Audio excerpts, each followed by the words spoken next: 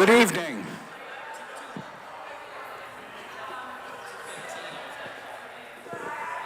Hello. Good evening. I'd like to welcome everybody to the June 18th meeting of the Milford Planning and Zoning Board. If we could please stand for the Pledge of Allegiance and a moment of silence.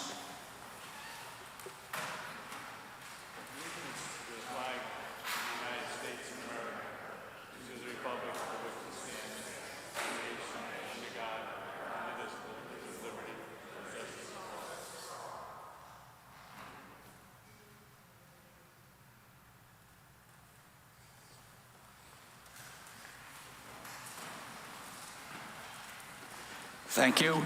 Just a little bit of housekeeping. 1719 Cherry Street will not be heard until the July 16th meeting. So if anyone's here expecting that, you don't have to hang around if you don't want. But other than that, if you would please call the roll. Mr. Agnesi? Present. Mr. Allen? Present. Mr. Hirsch? Mr. Collegian? Present. Mr. Macchio? Here. Mr. Mortimer? Present. Mr. Satin? Present. Chairman Quish? Present. And Mr. Anderson and Mr. Zaharides are excused.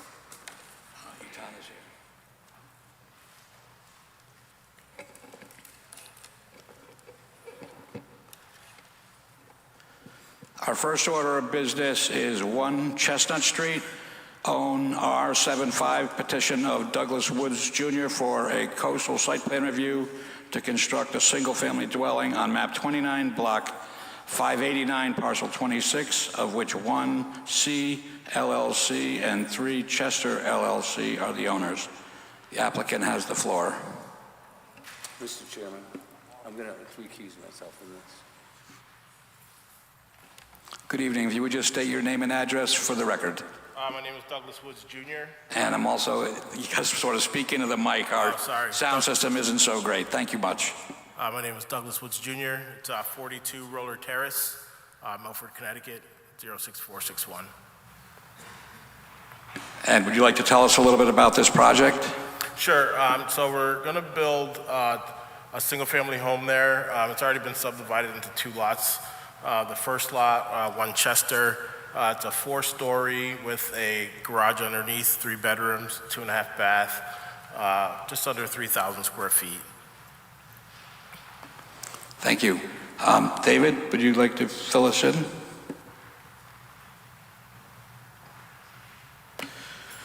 The applicant is proposing to construct a new single-family dwelling of about 34.5 feet in height. Wetlands plantings, which were required after the creation of the lots, have been completed. No adverse impacts to coastal resources are anticipated. Thank you. Are there any questions or comments from the board? Mr. Sadi. Thank you. And this question, Mr. Chair, goes through you to Attorney Mr. Sulkus. Is this Chestnut Street an actual dedicated road, if you know? It is. Okay, but is it part of the old Beachcomber property that was? Part of it was. Okay, thank you. Any further questions from the board? Yes? Thank you. My understanding from the application is that a restoration plan was required because some area of, I think it was 2,600 square foot of wetland was filled, and DEEP took an enforcement action and required a restoration plan, and that's underway. Can you speak to that? Yeah, so the previous owner had a DEP violation. They required him to refill it to rebuild the wetlands and to insert some plantings, which he's already done, and they've already sent the paperwork in for that. So my understanding from the DEEP approved restoration plan is that monitoring has to take place over a period of 2 growing seasons, so that would go to the end of 2025, and that during that time, DEEP has the right to require changes be made. For example, maybe the plants don't do well, they've just been planted, I think, a few months ago, is my understanding. From what I understand was that they were giving us 2 years in order to do the plantings, but they've signed off on the restoration plan, and it's been finalized. Okay, but one concern I have is that if we were to approve this application, this would become a construction site. And it's undergoing an ecological restoration that was required because of a deep violation. So can you just explain how the restoration will be protected, given that home is going to be under construction? Yeah, so we'll protect the wetlands with some hay and some bales, and we'll cover it up so that it's not disturbed at all. You know, the build itself is going to be not on the wetlands, it'll be in front of the wetlands. Okay, thank you. Thank you. Any further questions from the board? Seeing none, I'd hear a motion. Mr. Sadi. Thank you, Mr. Chair. Regarding Chestnut Street, Zone R75, I move to approve with the following modifications: petitions of Douglas Woods Jr. for a coastal site plan, review to construct a single-family dwelling on map 29, block 589, parcel 26, of which 1C LLC and 3 Chester's LLC are the owners, and the proposed conditions is provide the information requested, recommended in the city engineer's review letter dated June 17th, 24, letters to A to L to the city engineer's satisfaction. We have a motion. Do we have a second? I second. Any further discussion on the motion? If not, I would hear the roll call.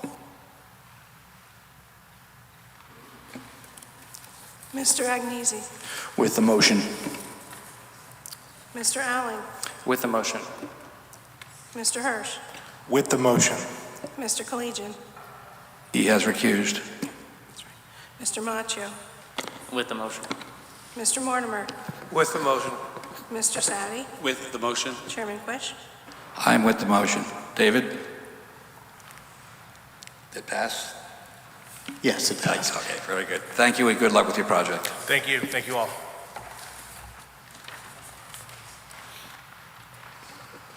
Next order of business is 27 Village Road and 114 Hawley Avenue, Zone BD1, petition of Kevin Cresadian Esquire. Mr. Chair, you skipped one. It's 25 Point Beach Drive. I'm sorry. Corrected. Next order of business is 25 Point Beach Drive, Zone R75, petition of Edward McGann Jr. for special permit to rebuild a seawall on map 30, block 636, parcel 10, of which Edward McGann Jr. is the owner. The applicant has the floor. Good evening. My name is Edward McGann. I'm the owner of 25 Point Beach Drive. I have permission from the state of Connecticut, a certificate of permission to repair my seawall at this location in the footprint of the original structure. I also have, I've been waiting for a permit from the Army Corps of Engineers. That's the extent of my speech here. Okay, thank you. David, would you like to weigh in, please? The applicant is proposing to repair a 7-foot-tall by 40-foot-long seawall and associated patio. The DEP permit was for the project was issued on May 10th, 2024. The work is within 25 feet of the mean high water line, which triggers the need for the special permit this evening. Thank you. Any questions or comments from the board? Seeing none, this is a public hearing. If anyone would like to speak to this matter, please come to the podium. Seeing none, without objection, the public hearing is closed. I would, without any further questions from the board, I would hear a motion. Thank you, Mr. Chair. This is regarding 25 Point Beach Drive, Zones R75. I move to approve as presented the petition of Edward McGann Jr. for a special permit to rebuild a seawall on map 30, block 636, parcel 10, of which Edward McGann Jr. is the owner. I'll second. We have a motion and a second. Any discussion on the motion? Seeing none, if you would please call the roll, sir. Mr. Agnesi? With the motion. Mr. Allen? With the motion? Mr. Hirsch? With the motion. Mr. Collegian? I'm with the motion. Mr. Machio? With the motion. Mr. Mortimer? With the motion. Mr. Sadi? With the motion. Chairman Quish? I'm also with the motion. Good luck. All right, thank you for your time and also your service. Have a good evening. Now we have 27 Village Road and 114 Hawley Avenue, Zone BD1, petition of Kevin Crusadeian Esquire for special exception and coastal plan review to construct a mixed-use commercial and residential building on map 60, block 741, parcels 3 and 4A, of which Sachin, Anad, and Anad Realty LLC are the owners. Good evening, Mr. Chairman, members of the Commission. For the record, my name is Kevin Crusadeian. I'm the attorney for the applicant. My office is at 3 Lafayette Street here in Milford. With me this evening is Mr. Anand, who's handing out a statement of use that I'm just going to go over briefly, and a copy of the Police Commission approval, which was received today, just in case you hadn't had a chance to look at it. Also with us this evening is Reza Manzouri, the architect on the project, and we're expecting engineer Bob Weiwei to be here shortly with us. I wanted to just go over the background and history of the site a little bit. So the application, you have the full context of the application. We're here, as it says, for a special exception, coastal site plan, a special permit for mixed-use commercial and residential. The proposal is 13 residential dwelling units, restaurant space of 1,886 square feet plus 720 square feet of patio space, and then in addition, office or additional retail space of 720 square feet. For those who aren't familiar with Woodmont, I have some photos here, and I wanted to thank Catherine Krause Murphy, the Woodmont historian, and she's the author of the book Woodmont on the Sound. I provide these photographs because this is the area of the block that we're talking about. This is a BD1 zone, Business District 1 zone, and historically this is Woodmont's downtown. It's the old Main Street, used to be called Cherry Street over 100 years ago. This property consists of 2 lots actually. That's why the multiple addresses. Previously, prior to a fire in Scribner's on Halloween in October of 2018, which rendered the building irreparable, unfortunately. The building was over 100 years old. I think that's the building there in that photograph. Prior to that, prior to Scribner's, it had been a market, it had been, a grocery store, it had been a lot of different retail uses over time, and it had residential, a few apartments up on top. I walked we originally tried to talked about saving the original building with Mr. Anand. I walked through it with Mr. Anand and some of his contractors, and also the Woodmont historian, Catherine Krause Murphy, and it was clear that the building was not salvageable, unfortunately, which led to the demolition. The site's been vacant now for quite some time. Mr. Anand started this project over a year ago. He's looking to make a substantial investment into the Woodmont community. As part of the application, it's not officially a board action, but there will be a lot consolidation if it's approved. So the 2 lots would become 1 lot. It'd be a half-acre combined. It's a corner, it would therefore be a corner lot with frontage on 2 city streets, Hawley Ave and Village Road. I talked about the 2 buildings already that were recently on site. One of them was Woodmont's old post office, and then was an office space for a while. That also had a residential dwelling unit upstairs. The proposal for the intent is to have a restaurant, which is our understanding from speaking to the community. We went to the borough, we had a public hearing at the Woodmont Borough back in September of 2023. We answered questions and we got a lot of positive feedback. I live in Woodmont myself. There's a lot of, my understanding is there's a lot of support for a Scribner's type local restaurant to replace what was there, going back to, it was there for over 60 years. And so Mr. Anand is trying to capture the intent of the zone and the history of the property, and one way to do that, or to make it economically viable as a local restaurant is the addition of some additional residential units. I think previously there was like 4 or 5 residential units, and now we're asking for 13. The use, although the adjoining lots are also in the BD1 zone primarily, which is a unique zone in Milford. It has very small lot requirements. So for example, just as an example, this property could be subdivided, pending review by Mr. Sulkus and the city engineer, but it could be subdivided into 8 two-family lots. Just as an example of the uniqueness of this zone, there's no setbacks required. There's no parking is optional. And it makes sense if you compared the BD1 zone to the Milford, the MCDD district downtown, Milford Downtown District, which also doesn't really have a parking requirement and has less restrictive setbacks. So the restaurant square footage that we're proposing is about half or less of what previously existed. We think that it's a great project for the borough, and it's a great project for the city. I believe the borough really wants to preserve this commercial use in the area, rather than have it all convert to 100% residential. There's another big photo of it looking down the street.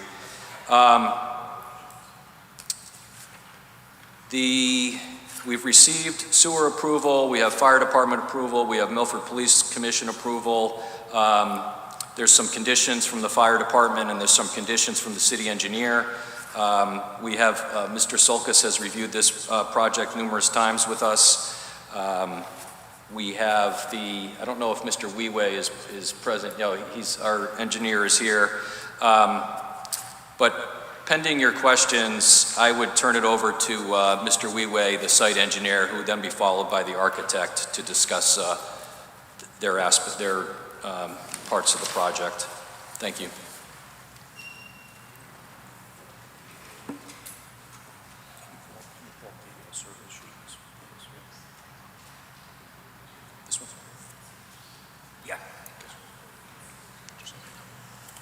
Okay, good evening, Commission members. My name is Robert Weiwei. I'm a professional engineer and principal with the firm of Cotis Boating Associates, and we basically took on the design of this proposed project.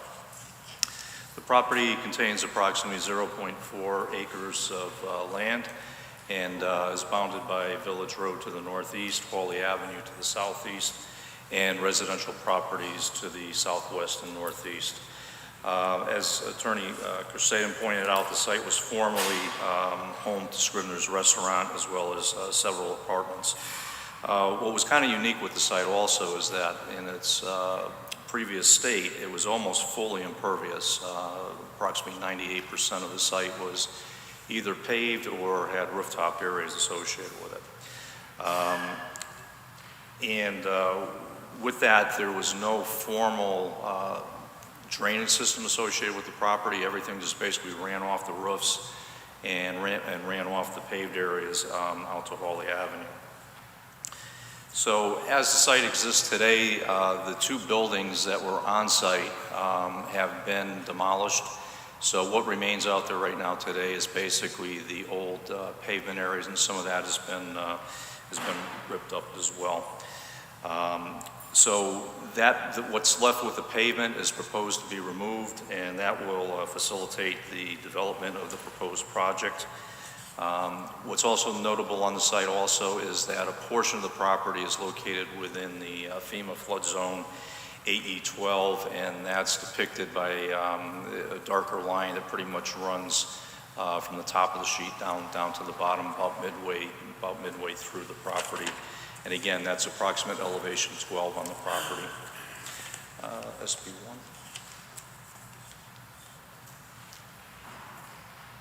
So what we're looking at is sheet SB1, which is the site development plan.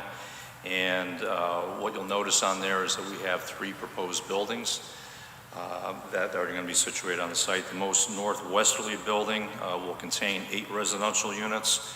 There will be 4 flats at the lower floor level with 4 townhouses sitting up above them. The southeasterly building will contain 3 residential townhouses up on the 2nd and 3rd floors, and will also house the proposed restaurant as well as the office space. So the restaurant is going to be approximately 1,690 square feet, and the offices are allocated approximately 650 square feet. The southerly building, which fronts on Hawley Avenue, is going to consist of 2 residential townhouses with garages at the ground floor level, so the townhouses will be situated up above that. So all 3 buildings will basically be 3-story units. And as was pointed out by Attorney Crusaden, all 3 buildings are making use of the 0 lot line provision. So every portion or a portion of every built building is going to be situated right on the property line, whether that be Hawley Avenue or Village.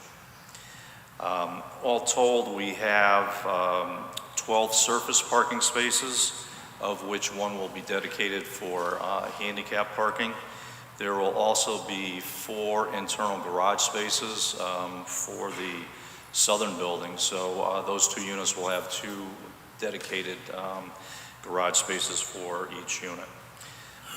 The proposed restaurant is also going to have a paver patio with a pergola located for outside seating and dining in that area.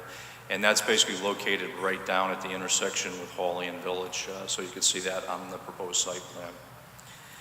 There will also be an interconnecting sidewalk between the parking area and then going out to Village, which will provide access to the units at the ground floor level, as well as the restaurant and the office space area going through there. We also have an enclosed dumpster area, which is located up in the north or southwest corner of the property. Details for that are included on the drawings with the fenced-in enclosures.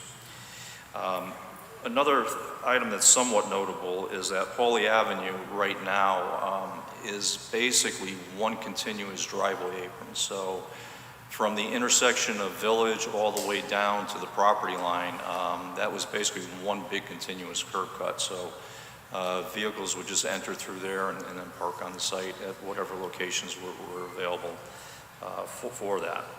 As part of our proposed project, we are going to eliminate that continuous curb cut and basically provide for a single driveway entrance that's depicted on the drawings in that area.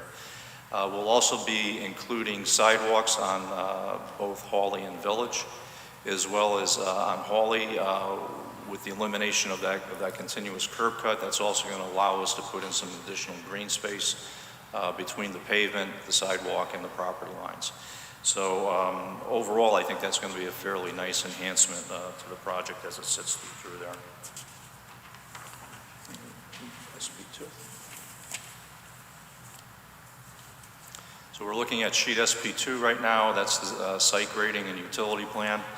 All the buildings are proposed to be served with public water, gas, underground electric, CATV, as well as City and Milford sewer system. The topography on the site is such that it basically slopes in a southerly direction at about a 2.5% slope across the property.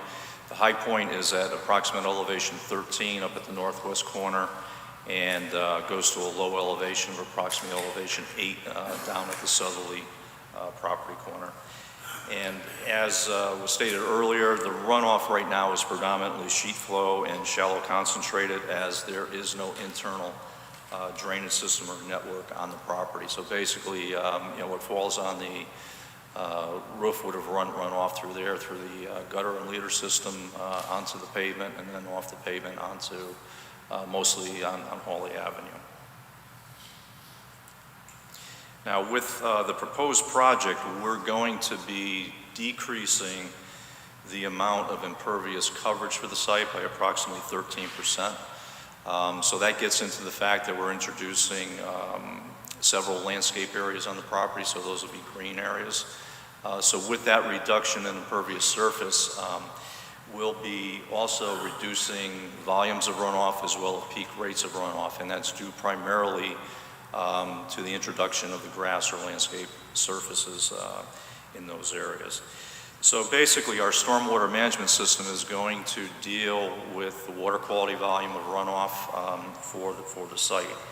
And we have two main treatment systems for the project to collect and treat the water quality volume, which is basically either a 1-inch or a 1/2-inch storm. And for this particular project, we're dealing with a 1/2-inch storm because under existing conditions, there's greater than 40% impervious coverage. So this is considered to be a redevelopment project in the context of the Connecticut Stormwater Quality Manual.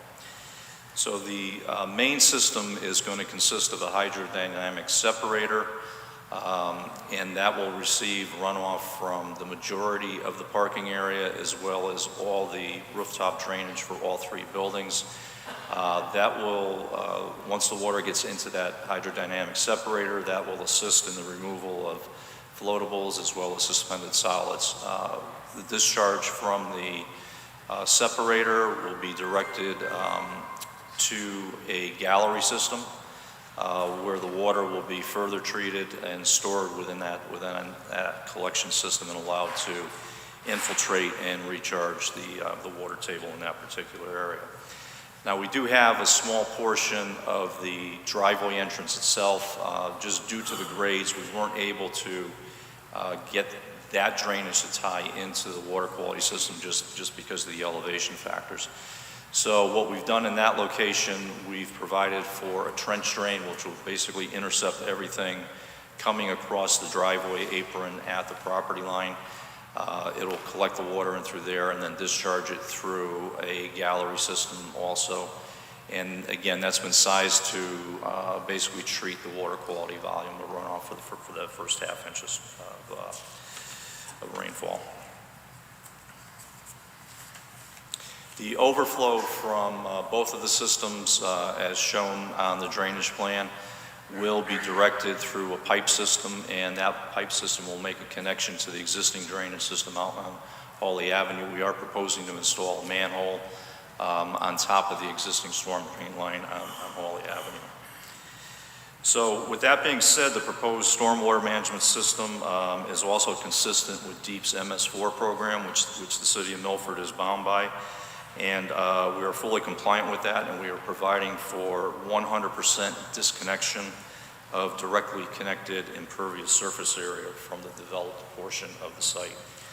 All buildings will also have the lowest floor set a minimum of 1.2 feet above the regulatory flood elevation, which in this particular case for the project is elevation 12. So the lowest floor elevation that we're looking at for any of the buildings is going to be 13.2. The restaurant building, the one in the southeasterly corner, I believe we're up at elevation 14. SB3. And then we're looking at sheet SB3, which is our soil erosion sediment control plan.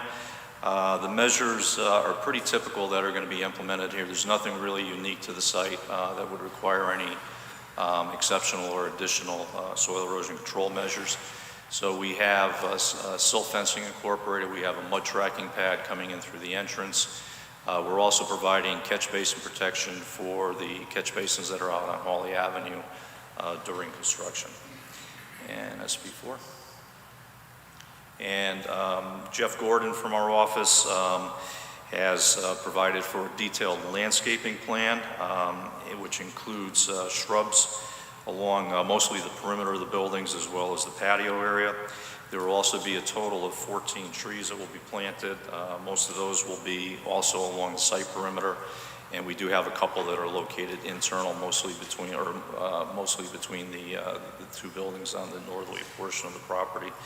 The trees will consist of shadblow, winter king, honey locust, and Japanese black pine.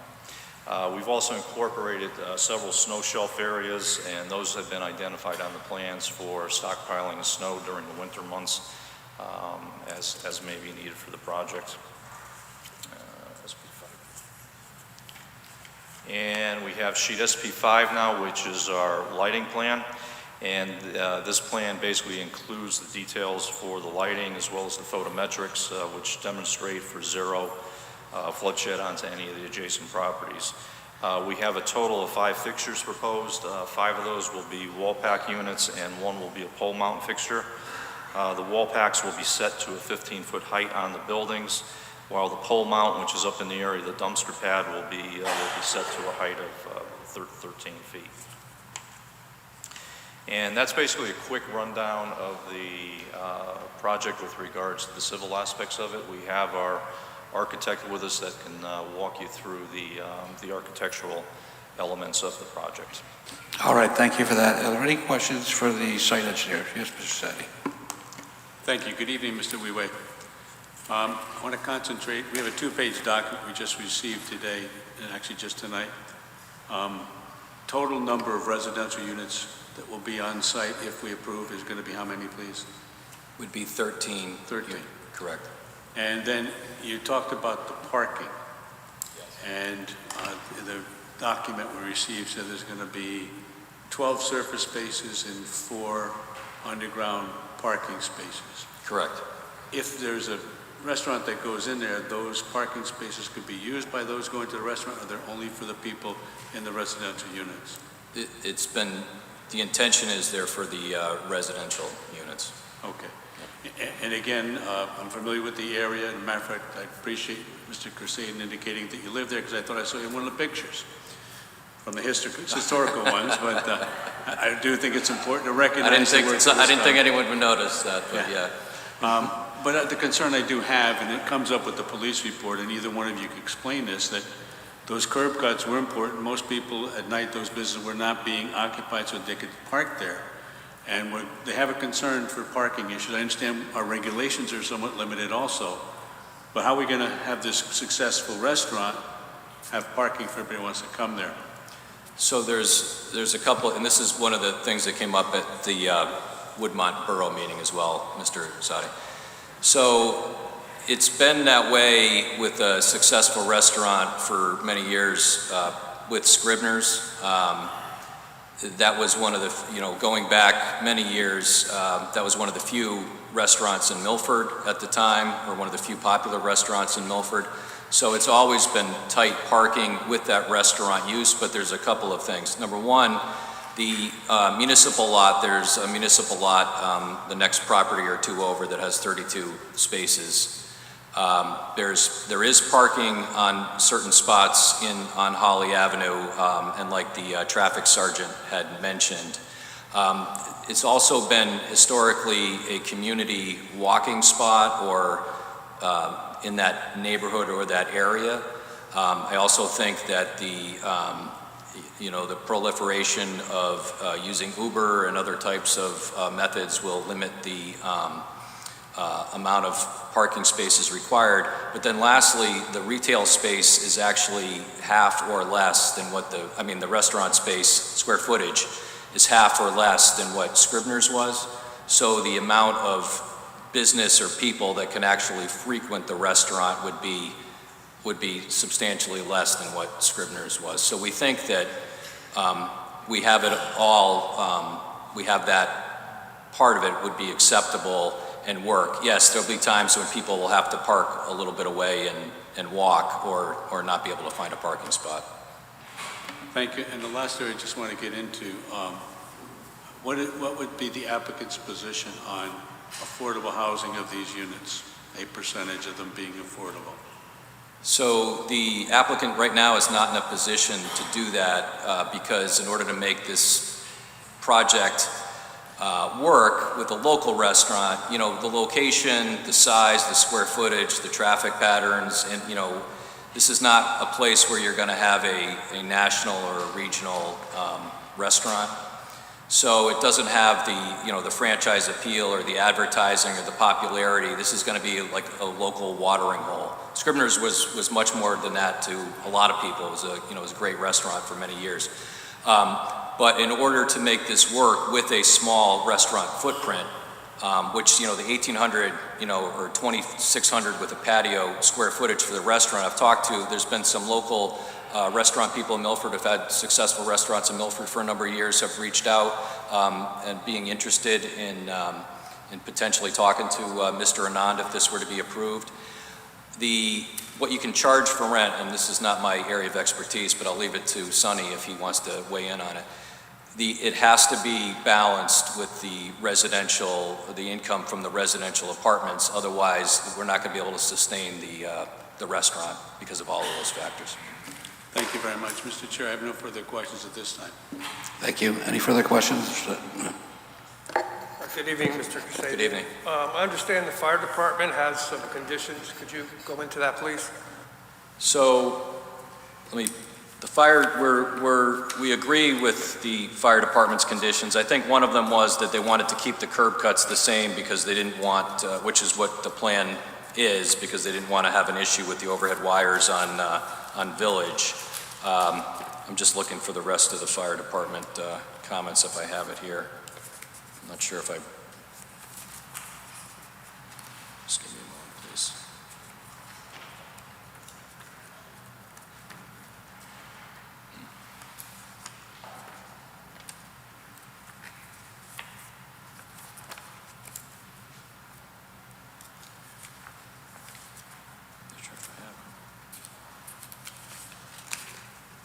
I'm not sure if I have them with me, but I looked at them before the meeting, and I know that none of those conditions were a concern for us. We had a project team meeting this afternoon as well, and I don't think any issues from the fire department were any concern, so we're willing to agree to those conditions. Okay, yeah, I'm looking at them here, and they are not very Oh, here it is. substantial. I have it, I'm sorry. Go ahead. Yeah, sorry. Fire lane markings on the ground are approved. No parking. Fire lane signs are required on the entrance road between buildings. Identify location of fire department connections for building. Where fire hydrants are subject to impact by motor vehicle, we have to have a vehicle impact protection required around the private fire hydrant. All hydrants shall be painted completely with rust-resistant chrome yellow exterior grade paint. Private hydrant shall be colored rust-resistant exterior grade red to indicate it's a private hydrant versus a public hydrant. So I think that's it. Okay, so there's no access problems, anything of that nature? Thank you. Yep, thank you. Any other questions at this point? If not, the architect is welcome to come up and give his presentation.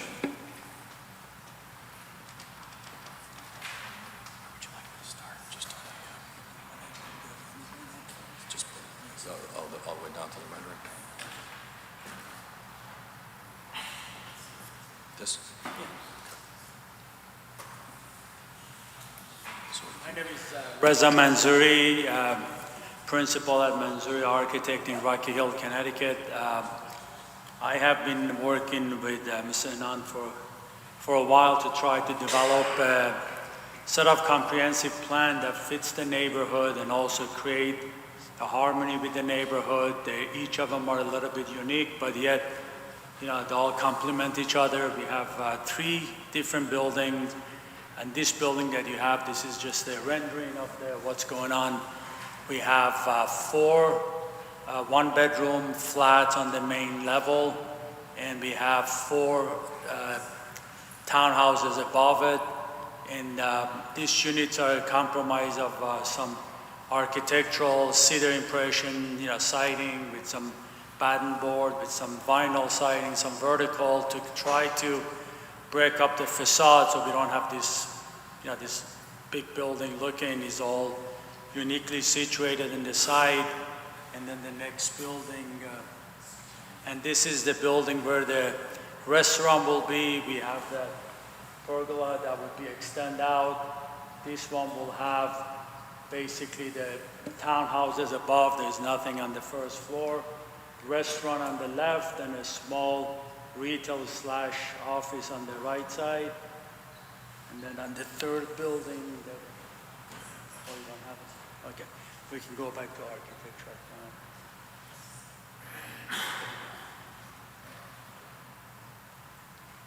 Yeah, that's the one. And then the third building, which was we have 2 units side by side that both are townhouses.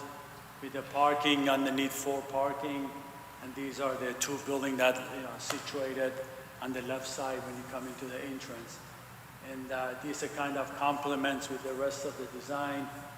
And other than that, I don't know if there's any other, my colleagues all explain everything in detail, so if there's any other question anybody has, I can certainly answer. Are there any questions at this time? No, thank you for your presentation. Thank you. That concludes our presentation, unless you have any questions from the board. Thank you.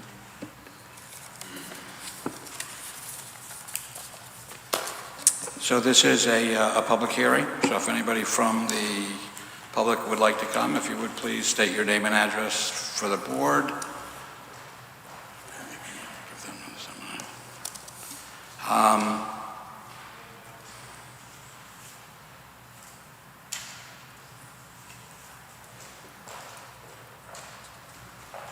And if you would try to keep your comments to about 3 minutes. Yes. My name is Edward Bonessi. I'm the warden in the borough of Woodmont. I'm just going to read a letter to you from the board. I am the warden for the borough of Woodmont. I'm currently in my 34th year as a board member. I grew up on the same street that I currently reside on in Woodmont. The Woodmont Board of Warden and Burgesses met to discuss the proposed mixed-use project in September of 2023 during a public hearing similar to this. The applicant and his attorney presented the application and answered questions from the Burgesses and the public in attendance. The Burgesses strongly supported the proposed mixed-use application for the following reasons. Excuse me. A commercial use has existed on this site for well over 100 years. Up until the fire in 2018, a restaurant and mixed-use building had existed in this site for decades. It is zoned for this use. The borough sorely misses and wants a restaurant on this location similar to the one that was there that people can walk to. We understand that in order to make the local restaurant economically viable at this location, a residential component is also required, as had been in the past. I also put in a picture from about 120 or 30 years ago that shows mixed use in that same location, which was then called Cherry Street. The project is a nice blend of commercial and residential without being overly aggressive in residential use. Any perceived negatives of the project are far outweighed by the positives. The borough and the community do not want multifamily housing saturating this location, and the commercial use must be protected. For all of these reasons, we respectfully but strongly urge the board to approve this application as presented. Thank you for your consideration and time. One other thing that I learned tonight, this location is 1 block up from Anchor Beach. The last 2 years, we've had some very large storm drainage events. Not that this is going to solve the problem, but I believe it's going to alleviate the problem of the scaving out of the Anchor Beach area, which has happened 3 times over the last 2 years.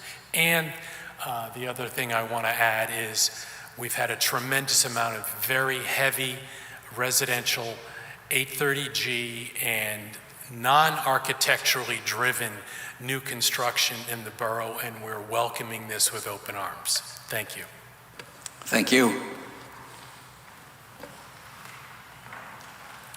Hi, my name is Christopher Schmeiser. I'm also from the borough of Woodmont. I have been a Burgess in the borough of Woodmont for the last 20 years. And just to give a slightly different take on this, over the last many number of years, but certainly over the last 15 or 20, there's been a very conscious effort in the borough to make it have a more of a community feel and create walking areas, sort of increase the aesthetics of like street ends, and we basically redid the new borough hall, and that has become much more of a community center. So there's been an ongoing effort throughout the borough to try to make it a place where people want to be in terms of community. When the Scribner's area went down, it is an important central part of the borough, and there has been tremendous concern about sort of what was going to fill this space, which is close to Anchor Beach and is aesthetically consistent with the neighborhood. And so when the plans came in, we had no input on any of the plans, but it was clear that there was a tremendous effort taken in designing these aesthetically, that it would fit in with the surrounding architecture of the neighborhood, that it would fit in, that it would enhance the neighborhood with the introduction of more foliage and some open space in that limited area. It's going to be consistent with a lot of the other changes that have been done in the borough, and I think that's one of the reasons there's been a favorable response in terms of this new construction proposal, and so I would just request that you all go along with it and fully support it. Thank you. Thank you. Anyone else like to speak to the issue? Come on up. Good evening. James Rood, 141 West Main Street. These look like really nice units. I would like to respectfully request that one of the one-bedroom and one of the multi-bedroom be deeded affordable. We need to move forward with multi-family housing where at least 10% of those units are affordable. The developers have gotten away with murder over the last, I think, 10 years while a moratorium was in place, and Milford has become less and less affordable for people to live here. It's just a fact of life. It's going on all over the state. I was very gratified when I heard that the units going in at the mall, the developer was willing to work towards affordability as the different phases were brought in. It's certainly nothing to say about this project versus another project, but I really would strenuously ask this board to make that a standard for all multifamily housing going forward, at least of a certain size or more. And 13 units going in, 2 of them should be affordable so people can afford to stay and live in Milford. Thank you. Thank you. Any further questions or comments? Do you wish to rebut? I don't have any rebuttal. I appreciate the gentleman's comments about the affordable units, and I think that it should be addressed by a regulation change. I'm not in a position right now I don't have any documents or anything. I'm not in a position to agree to any condition of approval for that, but I do think it's something that the board should continue to look at as far as their overall regulations and changing regulations in the future. Thank you. Thank you. If there's no more comment from the board, from the public, oh, here we go. Hi, my name's Mary Elizabeth Oak, better known as Emmy. I live at 30 Dorinna Place.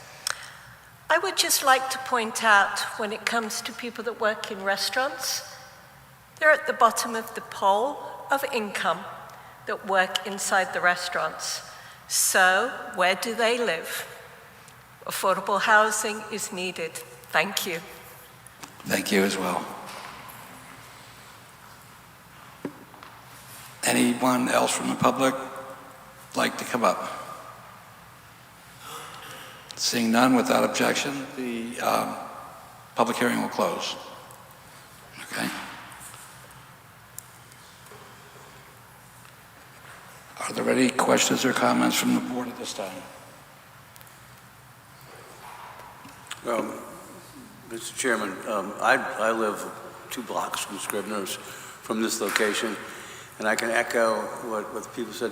Our neighborhood, our borough of Woodmont is desperate for a project like this. And to see that they did some planning, and this is a great project. And to steal from Mr. Vanessa, I think there are some negatives. There's negatives in every project, but this one, the positives far outweigh the negatives by a long shot. We should approve this. Thank you.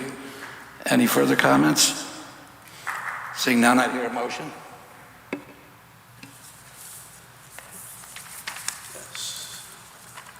I move to approve with conditions the petition of Kevin and Christine Esquire for the special exception and coastal site plan review to construct a mixed-use commercial and residential building on map 060, block 741, parcels 3 and 4A, of which Sachin Anad and Anad Realty LLCs are the owners. The conditions that I propose are the applicant shall address all the items and requests contained in the city engineer's review letter dated 5/15/24 to the city engineer's satisfaction. And number 2, the applicant shall address all items contained in the fire department, fire marshal's office report dated 5/15/24 to the fire marshal's satisfaction. We have a motion. Do we have a second? I second. We have a motion and a second. Any discussion on the motion? Mr. Sadi. Thank you very much, Mr. Chair, and thank you very much, Mr. Collegian, for making the motion. I have mixed feelings on how I would vote on this particular application, and they take two forms. The first is that the project is amazing. It's backed by the members of the community that are going to be immediately impacted by it. But I am concerned, and as I've said in other meetings, about the issue of affordability. That being said, I do recognize the position of the applicant through Attorney Crusaden, is that this might be subject to a zone change, but not this particular issue. Their choice was not to provide affordable housing for the reasons they stated, and I recognize that fully. But I do listen to those that spoke tonight that talked about the issue of affordable housing, and I have to keep that back in my mind when I am making my decision to vote. Thank you, Mr. Chair. Thank you. And John? I'd just like to echo Mr. Sadi's comments.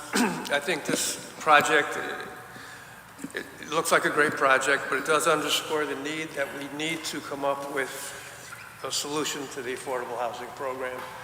And while maybe this project is 13 units, it's not going to make a big dent. It's just a concern that I think we all share, and I think this underscores our need to address this as soon as we can. Thank you. Thank you. Any further questions or comments? I was actually pointing to Mark, but I was going to speak after, if that's okay. Okay. I believe that this does help out the affordability. You put more units into an area, you're going to have rents go down and open up housing. Just because it's not part of the 830G doesn't make it where you can't have more affordable renting in that area. So I don't be concerns about affordability. This is great for affordability. You're putting more units on the market. Thank you. Yeah, I'll just address, because in theory we could make it a condition of approval to require, no. What I was going to say is that one of the reasons not to do that is because our regulations don't require affordability in this zone, and so the applicant has budgeted according to that not being a requirement. And I think that by imposing it at this stage would create a situation where they might struggle to create the project that they've designed and that members of the community want. So that's why I'm going to say that, although I do think that we should look at regulation changes moving forward, I'm not going to ask for an affordability requirement on this. But Mr. Salkus was shaking his head, so I'm curious what he wants to say about it. You cannot add an affordability component to this because the applicant followed the regulations as they are. Thank you. I'm not sure everybody in the world would agree with that, but you and I know that we don't always see the same regulations the same. But that being said, Without further comment, we will call the roll. Mr. Agnesi, With the motion.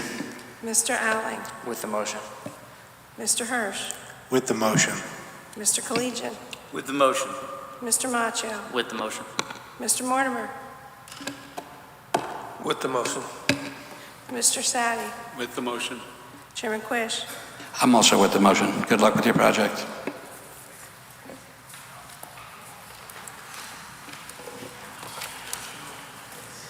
Next order of business is 993 Bridgeport Avenue, Zone CDD3, petition of Thomas Lynch Esquire for a special permit with site plan review to construct a public charitable institution on map 43, block 214, parcel 41, of which 933 Bridgeport Avenue LLC is the owner. Good evening, Mr. Chairman, members of the commission. Just for the record, my name is Thomas Lynch. I'm an attorney with the law firm of Lynch, Trimbicki, and Boynton, and my office is located here in Milford at 63 Cherry Street. And as you can see, I think I brought a good-sized crowd with me tonight on this project. It's a very exciting project for a lot of people that are associated with the Bethel Center here in Milford. And for me personally, I've been doing this for many years, and there's certain projects that you really do take a personal interest in, and this is one of them. We're before you tonight with an application for a special permit and site plan approval to build the new Bethel Center at 993 Bridgeport Avenue. I have with me tonight Rob Newton, who's come down from Glastonbury, who's with the BSG Group, the engineering firm who designed the site plan for us. As well, Shubha Balakumar from the Bailey architectural firm in New Haven is also here. She and her associate Paul Bailey worked on the building. It's a beautiful building. We'll be going through the plans and seeing shortly. So just by way of an introduction, the client is the contract purchaser of 993 Bridgeport Avenue. It's a vacant parcel of approximately 1.5 acres. We're going to be buying the westerly end of the property. It's located in zone CDD3. And as I said, it's an application for special permit and site plan review for the new 35,000 square foot building to be built on site. So just going through the last couple of years of how we got here, the intent of the Bethel Center initially was to build a new building on site, the property that they currently own at 90 New Haven Avenue. We actually met with David some 2 years ago and started designing that building, but ran into problems so that it resulted in the building that's before you tonight. The property contained the former Milford dry cleaning facility. It had an environmental problem that was remediated, so the property is clean now, and the portion of the property that we're going to be purchasing is actually the DEP file has been closed out.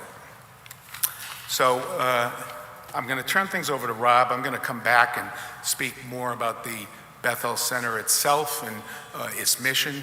I also have with us the Bethel Executive Director, Jen Paradis, who has been a wonderful advocate, and it's been her mission and her passion to work tirelessly for folks here in Milford that are homeless, who are food deprived, and the variety of other services that the center offers, and that this new facility will actually increase the many services that they provide now on the New Haven Avenue site, and we're going to touch base on some of those. Jen did put together a very detailed statement of use that's part of the plan and part of the set plan that was given to you. So I hope you had the opportunity to read through that and see the many services that are going to be expanded actually with this new facility. So I'm going to just turn things over to Rob right now and then come back and speak a little bit about the type of services that are going to be expanded in the new building.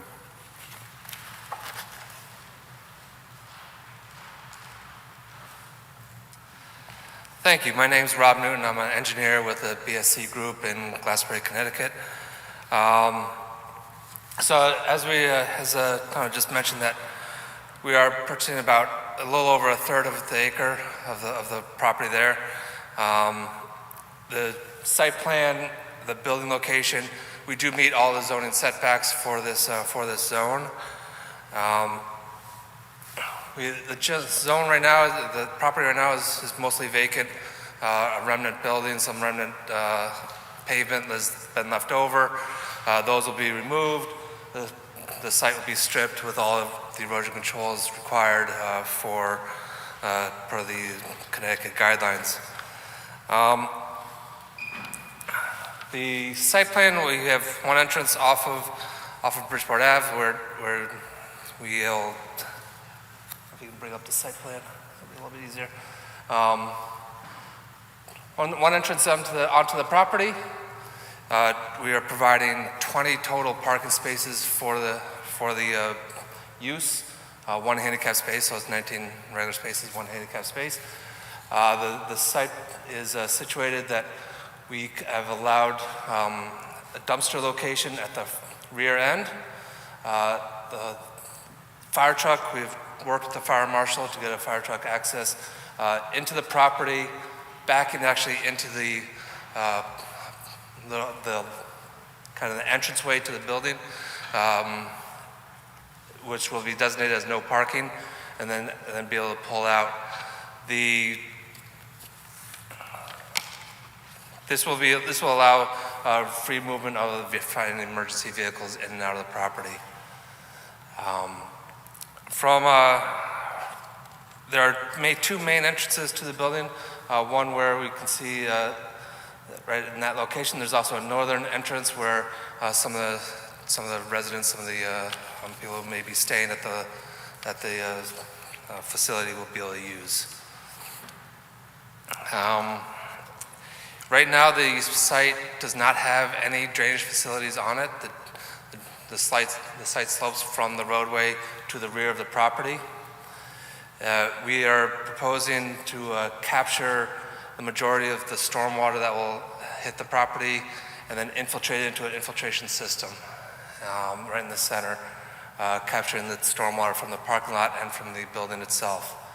The system is designed to reduce pretty much all runoff from the site, and with any extra runoff from an extremely heavy storm will be piped to a level spreader at the rear of the property, where it will then dissipate off into the site, into the property on the rear, which it currently does now without any mitigation.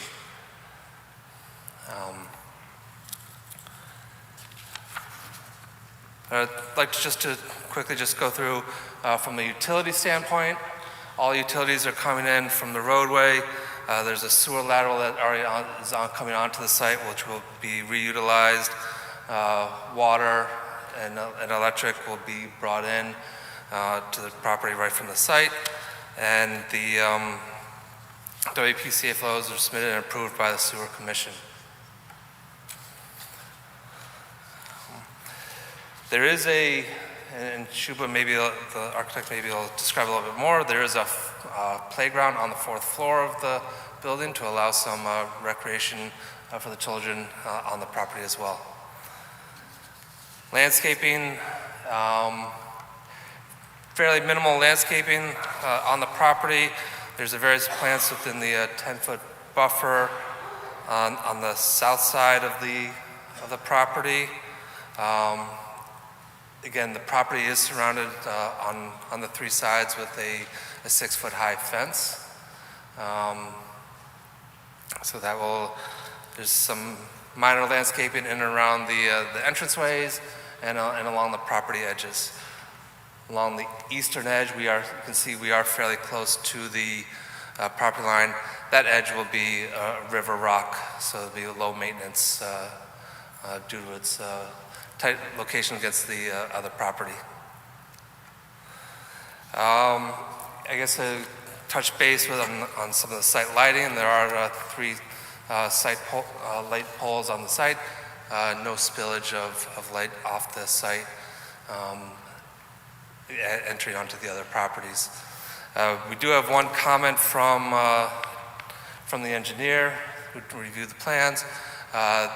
They want to do some test pits later on, as we move into construction, to verify that the stormwater design is based on actual soils that we are encountering.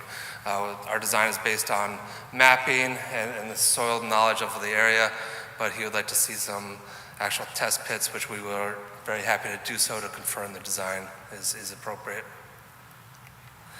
That's kind of a brief run through. I know I went through it pretty quick, but I think it's a quality project that meets the zoning regs and will meet, has met this town and staff review. Thank you. Are there any questions for this gentleman? Etan. Thank you for your great presentation. How many stories is this structure? It is 4 stories, 3 stories. Basement and 3 stories. Because I heard you say that the 4th floor was the children's play area. It's the 3rd floor? 3rd floor, yes. 3rd floor, okay. Sorry. All right, thank you. Thank you. Tom, if I could speak. I think there's another question for the engineer. I have some questions for the engineer. For him, okay.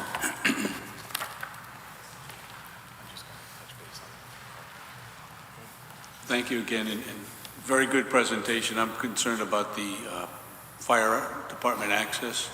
So when it comes in off of Bridgeport Avenue, it's got 26 foot from the building to what appears to be a solid either metal fence or wood fence. And then it gets a little bit wider. How do the larger apparatus get to the end of the building for purpose of making sure everything is safe? Didn't quite follow the question. So The you fire got vehicle 20, can you come in, enter. you got 26 feet, so it's narrower in the beginning, closer to Bridgeport Avenue, and it widens as you go away from Bridgeport Avenue. But if we get one truck that's there, is another one going to be able to get by? Is there enough space to get to put 2 or 3 trucks down there? The trucks would be able to enter the property if they do have a truck at the entrance. A 26-foot wide driveway would allow 2 trucks to pass each other. Okay, thank you. Any questions for the engineer before we give it back to Attorney Lynch? None, go ahead. Thank you. Thank you. All right, David, if I could get you to get the site plan map back up, because I wanted to follow up with parking and also to follow up with what Bob was saying. So that turnaround that was proposed by Frank Vaca, he met with Tim Suden, the fire marshal, and he had no objection to the layout as it is and said there was enough room for another apparatus to get beyond the building. If a truck had to pull into the front, there would be room enough to get to the back with another piece, all right? And the other thing I wanted to mention to you is I was talking about how long this project has taken to get here. We had started, as I said, with the 90 New Haven Avenue rebuild, and we ran into problems with an abutting neighbor and some title issues as to the existence of a what's called a prescriptive easement. So we sort of stopped movement on that, and under guidance with board members such as Max Case, the center did go out looking for an alternate site, and this is the site that we came upon. So last year we entered into a contract with the current owner, Steve DeMarco, who's the manager of 993 Bridgeport Avenue LLC, and the building, as you see it now, was laid out on a site plan that did not include the additional parking that's located on the westerly side of the property. We had a meeting with David prior to this being placed on an agenda, and David said that's problematic, that you need to get some additional parking. So what we then did is go back to the seller and we renegotiated the deal again. We signed an addendum to the original contract, which, by the way, has a zoning contingency date of tonight, so we're looking to see if we can get your indulgence with that. But the bottom line is we bought an additional 20 feet of the westerly parcel of the site. As I said at the outset, this property consists of 2 parcels. The total is about an acre and a half, and we have a lot line adjustment map that we've submitted as part of this application to move the lot line for the eastern parcel over by 20 feet, so that that is the full amount of property that we're going to be buying. And as you can see on the map, that created the area for the engineers to go back to the drawing board and come up with the 20 parking spaces that we are showing as part of this project. So as David had noted in his staff summary to you, and as Sergeant Kraniak noted in the police report, we have 20 parking spaces that we're showing to you on this site plan.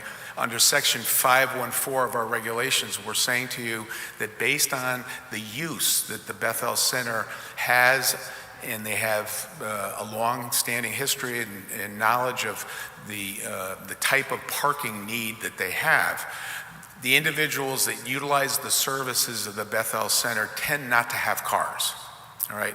So with the 20 parking spaces that we're providing, with the additional extended dwelling, living units that we have within the context of the building, we feel that the 20 parking spaces is sufficient. At any given time, there will be 5 employees working on site. I think that Jen noted that in her letter, and I went over that with her yesterday. She noted the number 15, but that's with 3. It's a total of 15 employees during the course of a day. There's 3 shifts, so that at any given time, there'll only be 5 employees. So we feel that the 20 parking spaces as shown is sufficient. And Sergeant Kraniak, in his detailed police memo that he issued this morning, the police commission met last night, he found that with all respects, public safety is not affected by any use of the property as envisioned by this application. Sight lines are adequate. There's over 400 feet of unobstructed sight line going to the east or the west on Bridgeport Avenue, and the standard for that area is 390 feet. So as he noted in his report to you, that's sufficient. And the other thing that I had started to touch base on before was our statement of use. I'm not going to go through the entire thing, but I hope you all had the opportunity to read it. Jen did a wonderful job of sort of correlating what the Bethel Center is providing to the citizens of Milford in their current location and what the dream is to offer as with this new building. They're going to be able to offer full year-round emergency shelter.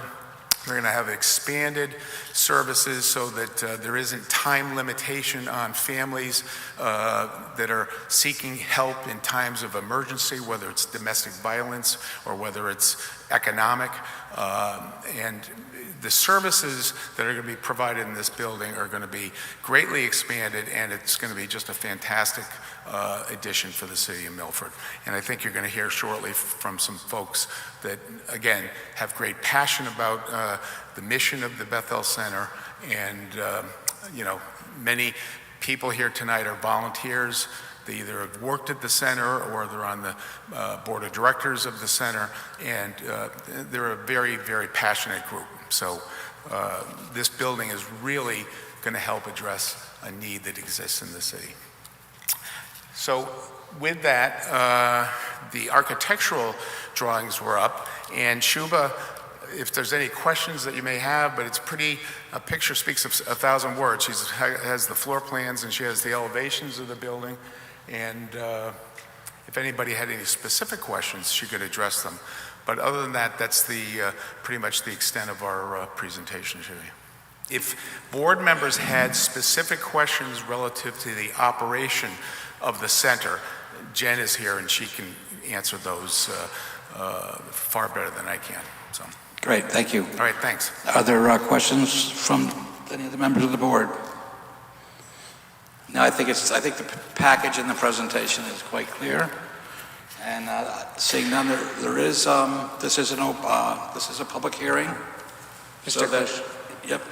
I apologize. Oh, yeah. I was looking for a good opening, but I wanted to just make a disclosure through you. Over the last year or so, I've had several conversations on the general topic of homelessness with staff and clients of the Bethel Center. I've always set a boundary that I can't discuss potential zoning applications on an ex parte basis, and that boundary has been respected. So because there's no conflict of interest, I'm not going to be abstaining, but I just wanted to be transparent about that. Thank you. I appreciate that.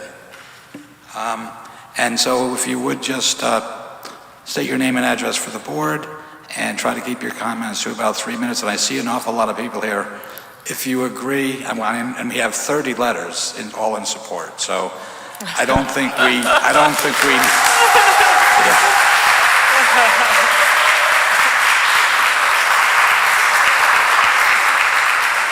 So I guess we really don't need everybody to come up and say, You're yeah, not going let's to get do it. everybody, no.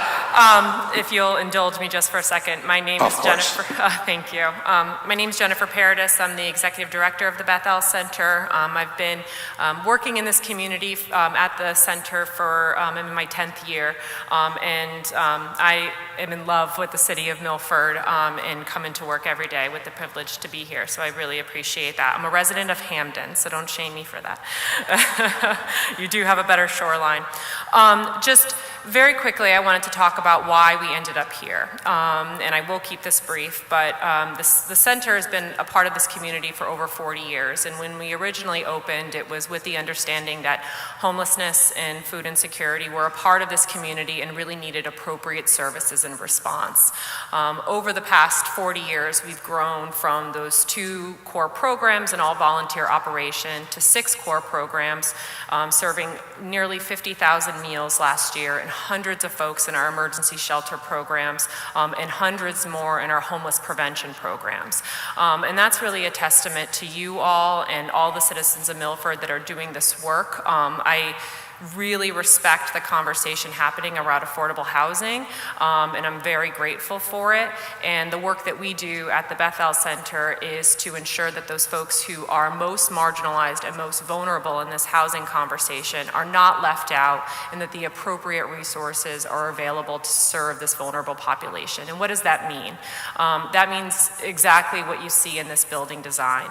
Wrap around co-located services that assist individuals with whatever their needs are. Most of the time, it's financial stability, time to gain financial stability, but we have complex cases and complex individuals. So right now on site at 90 New Haven Avenue, we have medical partners, we have financial literacy support, we have continuing education, we have spiritual fellowship, we have all of those things. And so I really see this new building as right-sizing the operations of what we do now in our current building, but really right-sizing it and ensuring that every person that comes into the organization has the space to restore dignity and to move forward in their lives. Not everybody here is speaking tonight, of course, but those folks that are behind me are volunteers of the center, are staff of the center, are members of our board of directors. We have such strong community partners. We have many of those community partners here today. We have neighbors of the Robert Treat Apartments, our new abutting neighbors here coming to support the project. And I think most importantly, we have residents of our emergency shelter programs, of our food services coming here. Past residents to speak or in support, or to at least stand in solidarity in support of the project. So I'm happy to speak about or to respond to any questions around, operations and systems, but I'll just kind of conclude with the point that Attorney Lynch is right. This has taken us years to get here. And there were some years even before that where we did a thorough analysis and review of what it took to solve for homelessness. We talk a lot about ending homelessness, and I hear a lot of talk about how that's not possible. I am very passionate, but I'm also like a practical Patty. I'm not putting good money after bad. Solving homelessness means investing in the right ways. So this building does that. So what we did through a strategic planning review in 2019 was determine what does the future look like of the center. That led us to the project today, in addition to a national search on best models. So what you're looking at is a project that reflects a project in Bergen County, New Jersey that ended chronic homelessness in their community of 1 million individuals. And so we believe not only do we have what's best for the city of Milford, but we're also presenting tonight an application that has proven to be just kind of the best there is out in the country and the nation around homeless response. And so thank you for the time. I believe we have one more speaker tonight who's Justin Colby, the president of our board. Thank you very much.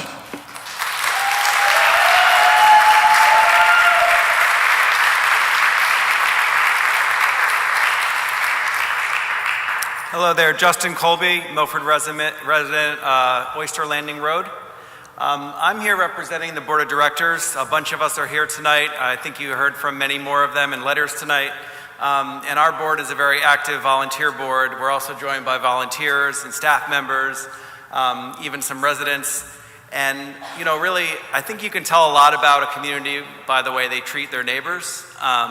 And this is, a lot of people are surprised. They don't even know that we have a homeless shelter. They don't even know that we have a community kitchen in our community. And I think this is putting our best foot forward and showing that we're proud to be offering their services, and we're going to be a model for the area. And so I think it's really going to be Milford's going to be a beacon of welcoming our neighbors, helping our neighbors. And, you know, I don't think Jen is being too ambitious when we say that we can solve for homelessness. And since I met Jen, that's been her goal. And we're not just comfortable in just being a little tucked away facility. We're proud to be serving our neighbors, and I'm proud to be representing the board, and I fully support this program. Thank you. Thank you.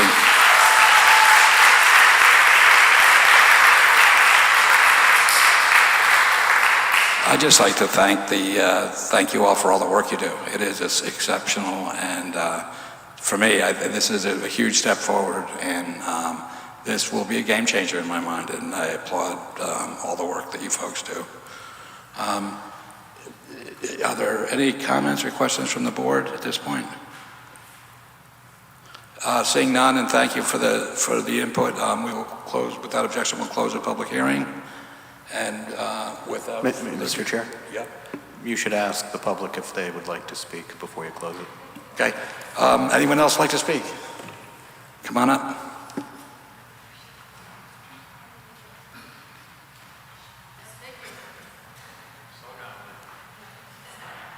Thank you, David.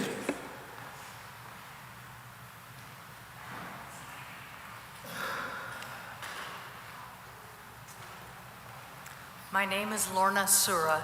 I live at Robert Treat Apartments, which will be their new neighbor, backdoor neighbor, if you will.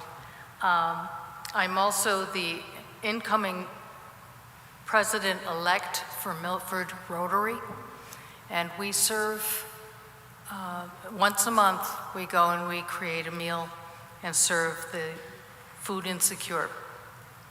We don't ask any questions. They come in the back door, they come in the front door, and we take care of them.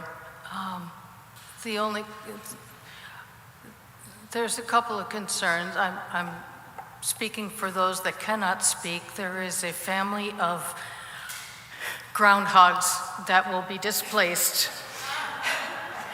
I'm sure they'll find other residents. We are also a little concerned when someone says homeless. There's a picture that comes up in people's minds of what are they doing? Are they going to come into our neighborhood? There are about, I believe there's 250 rental units directly behind this new center. And there is some concern that we're going to get up one day and find people in the hallway. And I have tried to alleviate that concern by saying that the services will be so good in front of us that they will know that they can go there for help.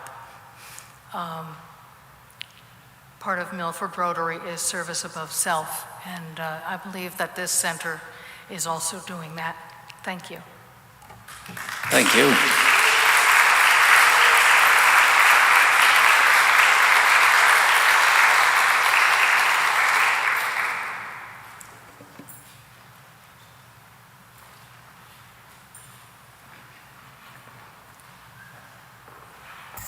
Good evening, Mr. Chairman, members of the board. My name is Max Case. I live at 20 Driftwood Lane in Milford. I am a former longtime member of the board at Bethel and the immediate past president, so I have some working knowledge as to the efforts that have gone into putting this project before you. And let me assure you, it took a long time for us to get here. We had to roll up our sleeves and work very hard together, and we appreciate the work that staff has done to help us with this. And Mr. Quish, I agree with your comments completely.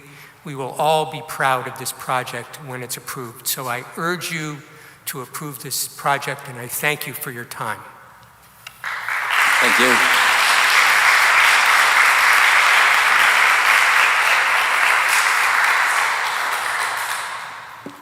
Would anyone else like to speak?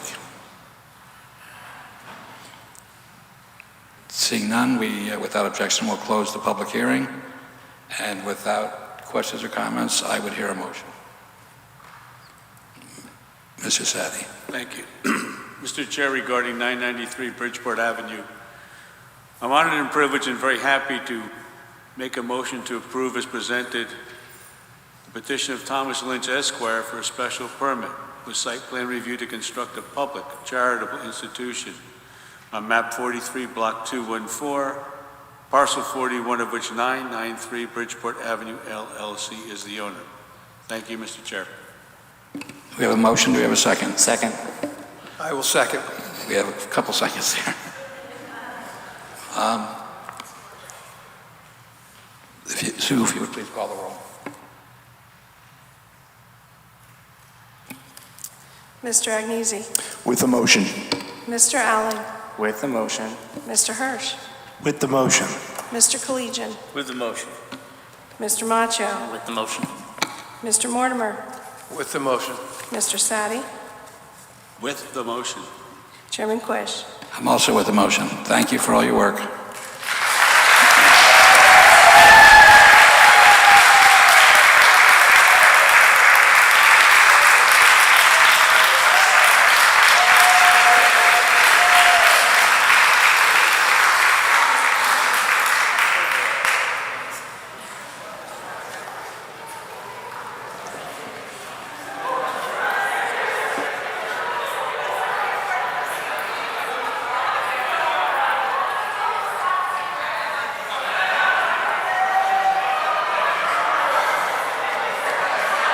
Thank you all. We do actually have,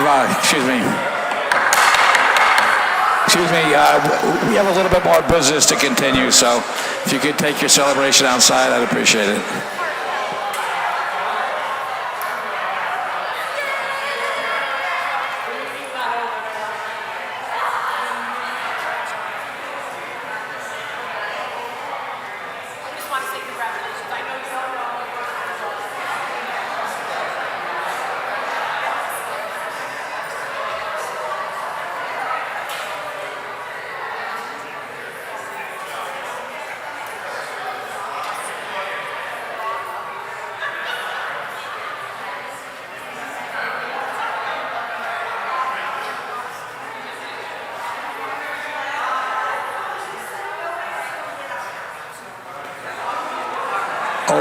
Old business. We have a standing open discussion on regulation change. If anyone would like to speak to that, I'll hear it. Yeah, go ahead, Etan. I didn't hear a word you just said. I guess we'll wait another minute.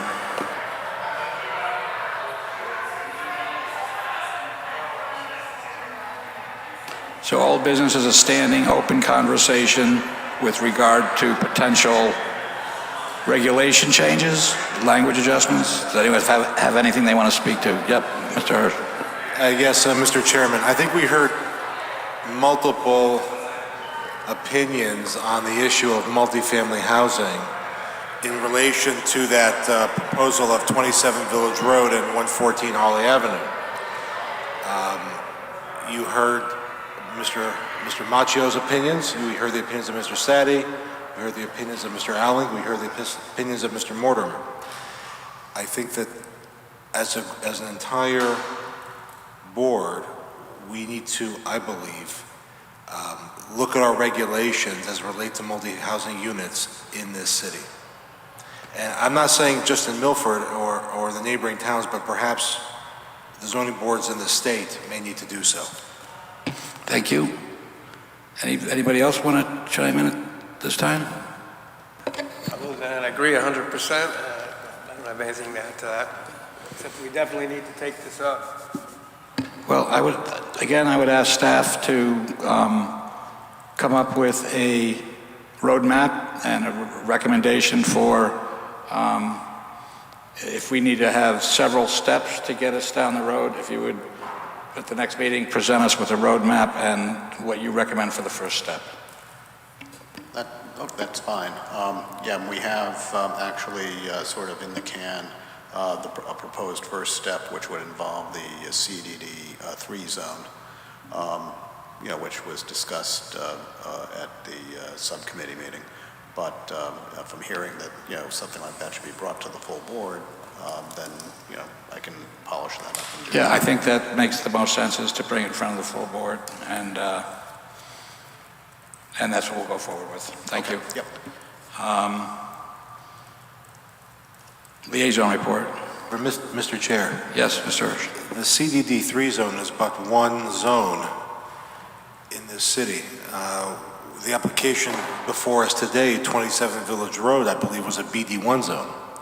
Right. So, yeah, and I appreciate that. And I understand making incremental changes if necessary. But I believe that we've identified as a board there is an issue related to housing in this city in general, specifically, and in this state in general. And I think that maybe we need to be a little broader than just the CDD 3 zone. I think that's great. I think that'll be part of the roadmap that staff will give us, is where they think the most impact can happen first, and give us what they think is the best path to go down. I think that if you have a recommendation or a suggestion on where you think we should start, I'm glad to review that. I know that there are a lot of opportunities. I just think in order for us to discuss and move forward with a specific zone, I think it might be hard to do multiple zones at once, but if you think we can and you have a suggestion, I'm all ears.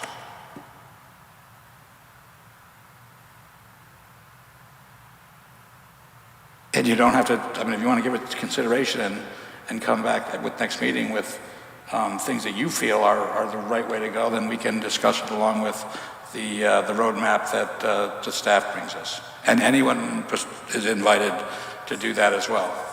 To say if they feel like there's low-hanging fruit somewhere, or if they feel that there should be one zone over another that should be addressed first.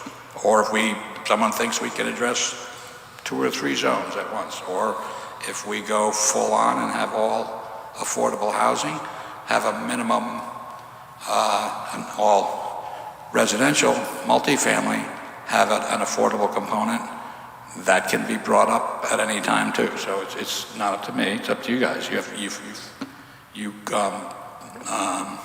bring your thoughts and ideas to the table, and I'm happy to work with you. I'm sure the rest of the board is as well.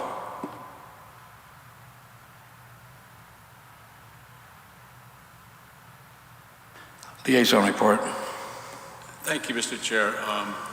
The Regional Council did meet last week. We had 5 matters, none of which related to the city of Milford. That's my report at this point. Thank you. Thank you. Approval of the minutes. 6/4/2024. Have a motion? Motion to approve. Second.